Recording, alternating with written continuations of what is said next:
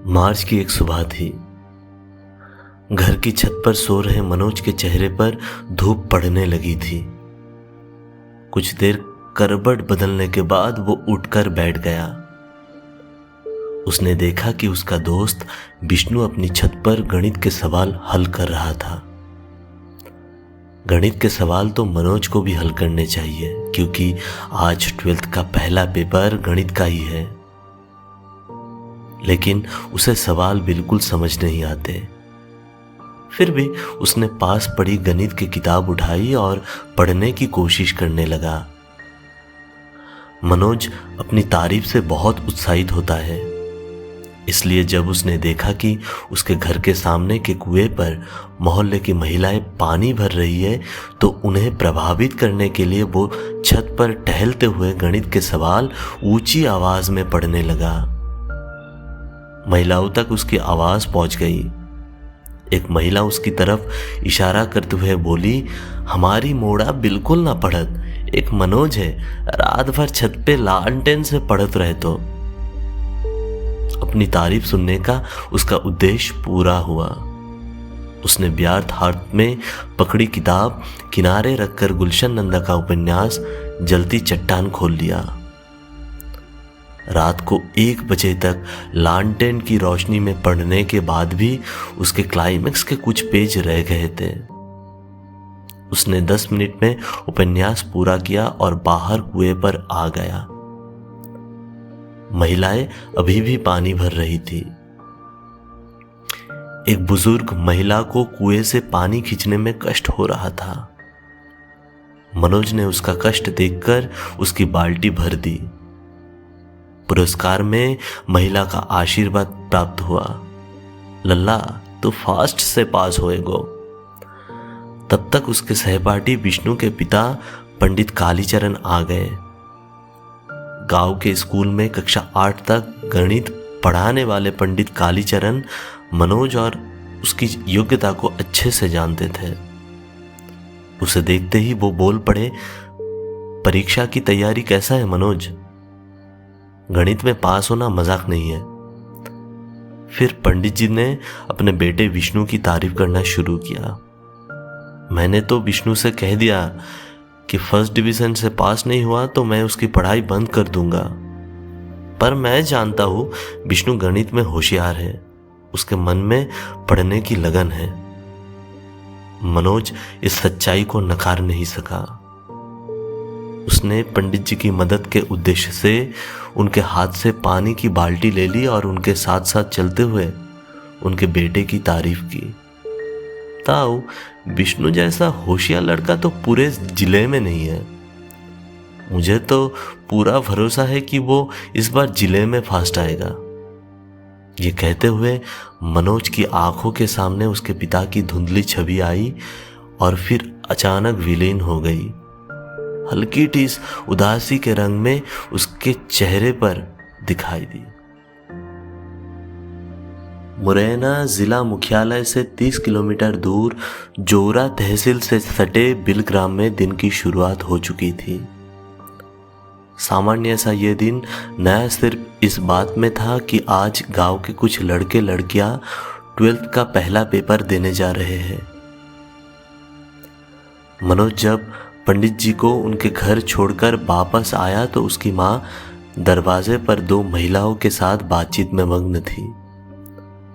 मनोज द्वारा बुलाए जाने पर माँ ने कह दिया, रुक जा, आती हूं।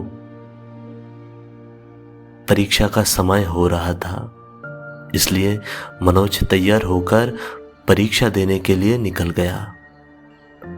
बेटे को जाते देख माँ देहरी पर बैठे बैठे चिंतित होकर बोली, रुक जा मोरा, रजनी ने रोटी ना बनाई का? खाली पेट पेपर देवे मत जा। माँ ने रोटी बनाने का काम 15 साल की बेटी रजनी को सौंप दिया था और खुद को चर्चाओं में व्यस्त कर लिया था। लेकिन मनोज की भूख प्यास आज मर चुकी थी। मनोज ने माँ की चिंता को अनसुना कर दिया और गणित के गाइड हाथ में लिए बिना कुछ कहे आगे बढ़ गया। ये गांव तहसील को जिले से जोड़ने वाली सड़क के किनारे बसा था। इसलिए आवागमन की सुविधा की दृष्टि से भाग्यशाली था। हर 10 मिनट में मुरैना से जोरा और जोरा से मुरैना आने जाने वाली बसें इस गांव से गुजरती थी। सुबह के 9 बजे बेलग्राम की पुलिया पर सवारियों की भीड़ बढ़ने लगी। मनोज पुलिया के पास बने मंदिर में हनुमान जी की मूर्ति के सामने जाकर बुदबुदाया, हे हनुमान जी, गणित में बेड़ा पार लगा देना, तुम्हारा ही सहारा है। हनुमान जी से गणित में पास कराने की प्रार्थना करके जब वो पुलिया पर आया तो वहां विष्णु और उसके पिता पंडित कालीचरण पहले से बस का इंतजार कर रहे थे। पुलिया पर बैठे लड़कों में से एक ने मुंह में भारी तंबाकू को थूकते हुए पूछा, पंडित जी, क्या विष्णु को नकल कराने जा रहे हो जोरा? पंडित जी विष्णु को परीक्षा दिलाने ले जा रहे थे। इस तरह का व्यंग सुनकर उन्हें पीड़ा हुई।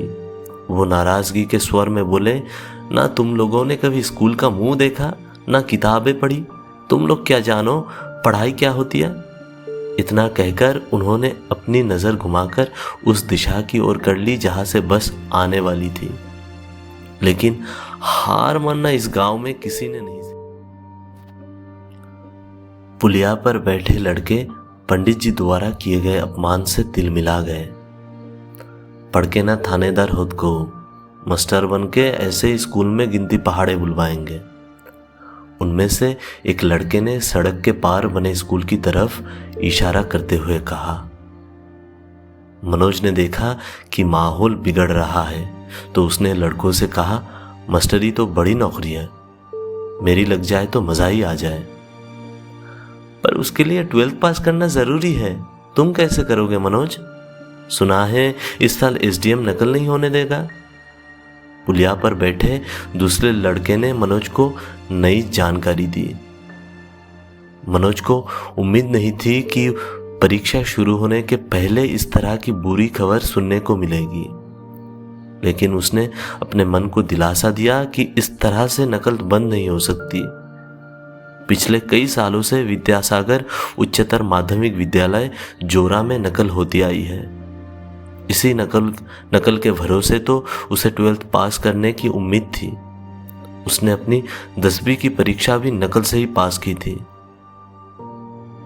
तभी धड़ धड़ करता हुआ एक टेम्पो पुलिया पर आकर रुक गया।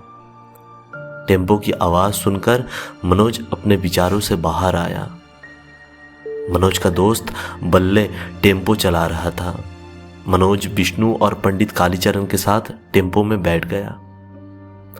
टेम्पो के पीछे बालाजी बस सर्विस की 52 सीटर बस भी पुलिया पर आकर रुक गई। बस में लगभग 70 सवारियां भरी हुई थी। फिर भी उसके 20 साल की दुबले पतले कंडक्टर को बल्ले की 3 सवारियां अपने टेम्पो में बिठाना अखर गया। कंडक्टर ने बल्ले से दबंग और धमकी भरी आवाज में कहा, क्यों रे, कितनी सवारी बिठाए गए रे? 3 सवारी एक्स्ट्रा बिठाए लई है, उतारे बिन, वो मेरी सवारी है। पिछले कुछ महीनों से इस सड़क पर 3-4 टेम्पो चलने लगे थे। बस ऑपरेटरों की इस बढ़ती प्रतियोगिता से आर्थिक नुकसान हो रहा था, इसलिए बस और टेम्पो के संघर्ष बढ़ने लगे थे। तू काम कर अपनो, जो मेरा गांव है, बस चला, बस न चल पावेगी तेरी। बल्ले अपने गांव में शेर बन गया। लेकिन बालाजी बस का मालिक धन और राजनीति से ताकतवर था। आरटीओ और थानेदार ना विवाद बढ़ता देख गांव के कुछ लोग टेम्पो के पास आ गए। गांव में एकता दिखाने का अच्छा मौका था ये। दुश्मन का पलड़ा भारी होता देख बस में बैठे ड्राइवर ने कंडक्टर को वापस बुला लिया। अधेड़ उम्र के ड्राइवर ने अपने अनुभव से यही सीखा था कि जब किसी गांव में अकेले घिर जाओ तो वहीं से भाग लेना ही सही रणनीति है। बाद में अपने इलाके में इस संघर्ष को घसीट कर लाने की कोशिश करनी चाहिए। कंडक्टर बुनबुनाता हुआ वापस बस में चला गया, लेकिन वो बस के गेट से लटकते हुए बल्ले को भविष्य की चेतावनी देते हुए चिल्लाया, जा सड़क पे टेम्पो चलावो, भुला देंगो, होश में रहिए। बल्ले भी कम नहीं था। उसने इस चेतावनी का जवाब ऊंची आवाज में दिया, गांव में से बस ना निकाल पाओगो, ध्यान रखियो। इतना कहकर बल्ले ने टेम्पो का गियर डाला और टेम्पो धड़ धड़ करता जोड़ा की ओर बढ़ गया। स्कूल के गेट के पास टेम्पो से उतरकर मनोज और विष्णु स्कूल चले गए और पंडित कालीचरण अपने बेटे को सुरक्षित स्कूल पहुंचाकर अपने किसी रिश्तेदार के घर की ओर रवाना हो गया। स्कूल के संचालक नरेंद्र सिंह ने बहुत मेहनत के बाद 12th बोर्ड परीक्षा का सेंटर अपने स्कूल में कराया था। अपने स्कूल में सेंटर होने से वो खुलेआम नकल कराने का वादा विद्यार्थियों से कर चुके थे।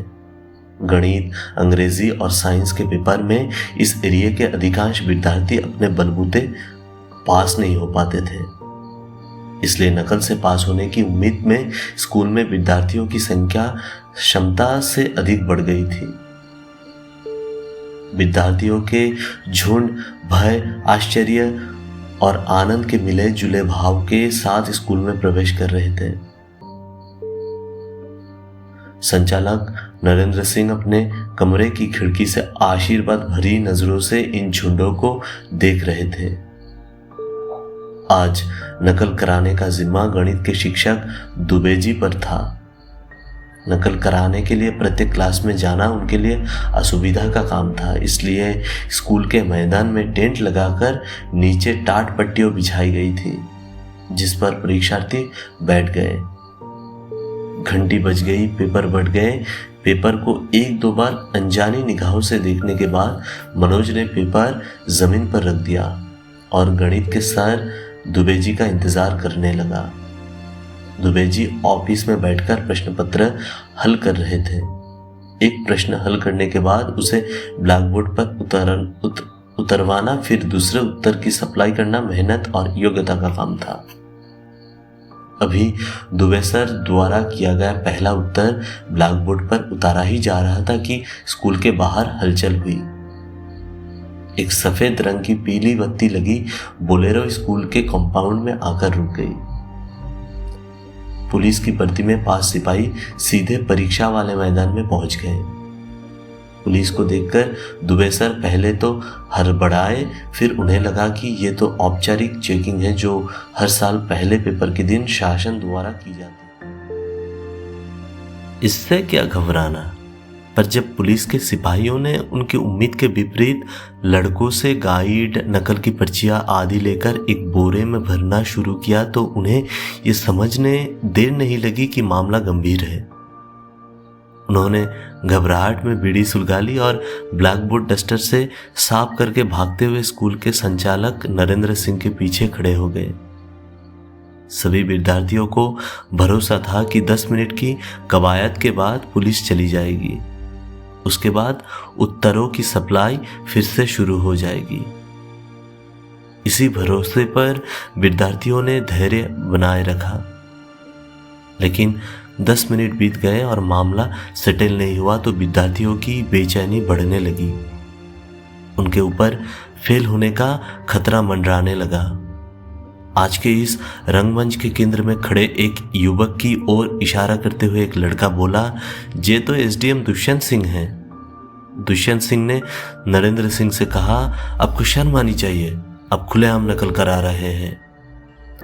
घबराए हुए लड़के और अधिक घबरा गए। एक सरकारी अधिकारी की ताकत देखकर मनोज को आश्चर्य हो रहा था। एसडीएम का रौब रुतबा गजब का था। हमेशा अपनी दबंगई में रहने वाला जोरा थाने का थानादार कुशबा भी अपने से आधी उम्र के एसडीएम के सामने हाथ बांधे खड़ा था। नकल के इंतजार में बैठे लड़के एसडीएम को नरेंद्र सिंह को समझ नहीं आ रहा था कि उनकी नकल की जमी जमाई सेटिंग एसडीएम ने कैसे बिगाड़ दी। उन्होंने स्कूली शिक्षा के जॉइंट डायरेक्टर को फोन लगाकर एसडीएम की करतूत कह सुनाई। जॉइंट डायरेक्टर एसडीएम की कार्य प्रणाली से परिचित था। उसने कहा, दुष्यंत सिंह का कोई इलाज नहीं है। ऐसे होते हैं जिन्हें जस्ता को जोरा के बुरे दिन आ गए। मैदान उजड़ गया। विद्यार्थी चले गए, कॉपियां खाली छूट गई, पर जुझारू मनोज ने अपनी कॉपी खाली नहीं छोड़ी। उसने सुना था कि कॉपी भरने से भी पास हुआ जा सकता है, इसलिए उसने पेपर में पूछे गए सवालों को ही उत्तर पुस्तिका में बार बार लिखकर उसे भर दिया। वो प्रश्नों के बीच बीच में इति सिद्ध्यम लिखता जा रहा था, जिससे यदि चेकर चाहे तो वो इति सिद्ध्यम मात्र पढ़कर सवाल को सही मान सकता था। अंत में उसने चेकर से निवेदन भी किया है कि उसकी दादी का स्वास्थ्य खराब होने के कारण वो ठीक से पढ़ाई नहीं कर सका था, इसलिए यदि पास करा दिया जाए तो वो हमेशा उनका एहसान मानेगा।